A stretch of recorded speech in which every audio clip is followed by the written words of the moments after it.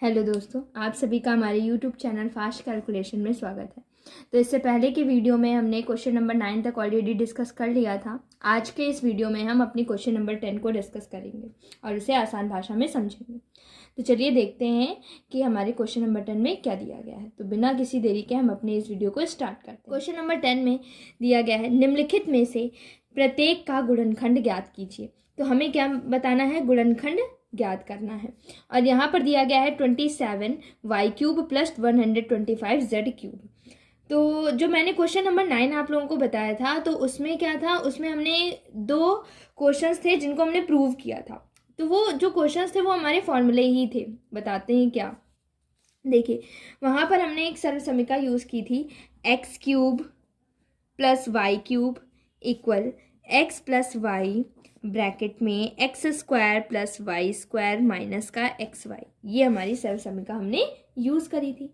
तो अगर हम अपने क्वेश्चन, ये जो हमें क्वेश्चन दिया गया है 27y³ और 125z³, अगर हम इसे अपने इसके LHS के जैसा बना लें तो हम ये वाली सरल समीकरण का यूज़ कर सकते हैं। देखिए, यहाँ पर क्या है, x³ है, हमारे क्वेश्चन में क्या है, 27y³ है। अब यहाँ पर तो जो भी यहाँ पर लिखा हुआ है नंबर, इस पूरे का होल क्यूब लगा हुआ है।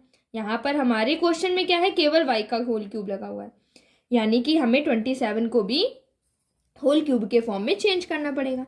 तो 27 किसका होल क्यूब होता है? 3 का होता है। और y³ y का होता है। तो क्या हम इसे 3y का होल क्यूब लिख सकते हैं? हाँ जी, बिल्कुल लिख सकते हैं। 3y का होल क्यूब क्या होता है? 27y³ प्लस 125z³ क्या होता है? 5z का होल क्यूब होता है या नहीं होता है? यहाँ पर ये वाला। अब देखिए, अब इसको कंपेयर कराइए अपनी सरल समीकरण से। 3y का होल क्यूब, अगर 3y को हम यहाँ पर x मान लें तो x की जगह क्या लिखा हुआ है? 3y। तो यहाँ पर x³ बन गया कि नहीं बन गया? y की जगह यहाँ पर क्या लिखा हो? 3z। तो ये y³ बन गया कि नहीं बन गया? और उसका क्यूब लगा हुआ है तो y³ बन गया। अब हम, यानी कि हमारी x की वैल्यू क्या आई है? 3y आई है। कंपेयर किया ना मैंने, x की वैल्यू क्या आई? 3y आई, और y की वैल्यू क्या आई है? 5z आई है। अब अपनी x और y की वैल्यूज को अपनी इस सरल समीकरण में हम रख देंगे और हमें क्वेश्चन का आंसर मिल जाएगा। देखते हैं इसमें क्या दिया गया है, x प्लस वाई, यानी कि x की वैल्यू क्या है यहाँ पर? 3y प्लस y की वैल्यू क्या है? 5z रख दिया। अब इसके बाद यहाँ पर x², यानी x की जगह क्या है? 3y, और x का स्क्वायर है ना, तो 3y का भी क्या कर देंगे? स्क्वायर कर देंगे, प्लस y² इसका मतलब y की जगह क्या है? 5z, तो 5z का भी क्या हो जाएगा? स्क्वायर हो जाएगा, माइनस xy का मतलब क्या है कि x की जगह क्या लिखा हुआ है यहाँ पर? 3y इंटू y की जगह पर क्या लिखा हुआ है? 5z लिखा हुआ है। तो यहाँ पर हमने अपनी सारी वैल्यूज़ को इस फॉर्मूले में पुट कर दिया। अब इसको बस सॉल्यूशन करना रह गया है। 3y प्लस 5z, फिर उसके बाद 3y का होल स्क्वायर क्या हो जाएगा? 9y², 5z का होल स्क्वायर क्या हो जाएगा? 25z² माइनस 3 इंटू 5, नंबर्स का नंबर में मल्टीप्लाई करा दीजिए। 3 इंटू 5 क्या हो जाएगा? 15, y इंटू z yz। यही हमारे इस क्वेश्चन का क्या हो जाएगा? आंसर हो जाएगा। ठीक है, चलिए हम अपने नेक्स्ट क्वेश्चन को सॉल्व करते हैं। तो इस क्वेश्चन में आपका कुछ ज़्यादा डिफिकल्ट नहीं था, केवल क्या था कि हमें इस सरल समीकरण का यूज़ करना था, और इस सरल समीकरण का यूज़ करके हमने देखिए कितने आसानी से अपने क्वेश्चन को सॉल्व कर लिया। चलिए नेक्स्ट क्वेश्चन को सॉल्व करते हैं। क्वेश्चन 10 का सेकेंड पार्ट आपको दिया गया है, 64m³ माइनस 343n³। अब इसको भी हम क्या करेंगे? अपने इस फॉर्मूले के जैसे ही चेंज कर लेंगे। तो यहाँ पर क्या था? x³ plus y³। यहाँ पर क्या है? यहाँ पर तो माइनस बीच में लगा हुआ है। यहाँ पर अगर इसको हम x बना भी लें किसी तरीके से और इसे y बना लें, तो यहाँ पर x³ माइनस y³ का फॉर्मूला लगना चाहिए। हाँ, बिल्कुल लगेगा x³ माइनस y³ का फॉर्मूला। क्या होगा x³ माइनस y³ का फॉर्मूला? लिख लेते हैं। x³ माइनस y³ का फॉर्मूला क्या होगा? x माइनस y, और दूसरे ब्रैकेट में x² plus y² plus xy। ये हमारा क्या हो जाएगा? इसका फॉर्मूला हो जाएगा, जिसे हम अपने इस क्वेश्चन में यूज़ करेंगे। तो चलिए x और y की वैल्यूज़ को क्या कर लेते हैं? फाइंड कर लेते हैं।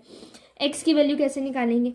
यहाँ पर क्या है, जैसे हमने यहाँ पर निकाली थी 3y का होल क्यूब कर दिया था, वैसे ही ठीक उसी प्रकार से हम 64m³ को भी वैसे ही चेंज करेंगे।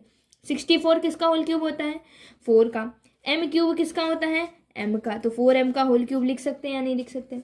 माइनस 343n³ यानी कि 343 किसका होल क्यूब होता है 7 का, n³ किसका होता है n का होल क्यूब, होता है या नहीं होता। अब देखिए बिल्कुल सेम वैसे ही चेंज हो गया, x³ माइनस y³।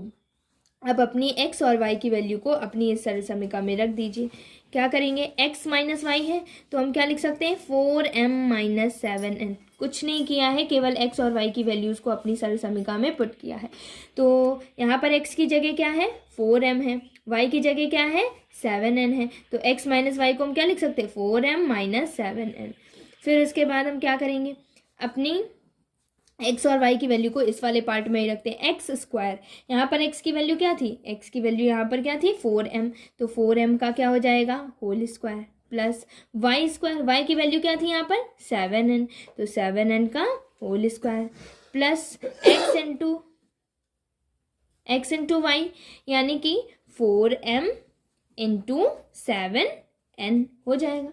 फिर उसके बाद क्या करेंगे 4m माइनस 7n, 4m का होल स्क्वायर क्या होगा 4m का होल स्क्वायर 16m स्क्वायर हो जाएगा, प्लस 7n का होल स्क्वायर क्या होगा 49n स्क्वायर, प्लस अब नंबर्स का नंबर में पहले कराइए multiply, 7 into 4 28, m into n mn।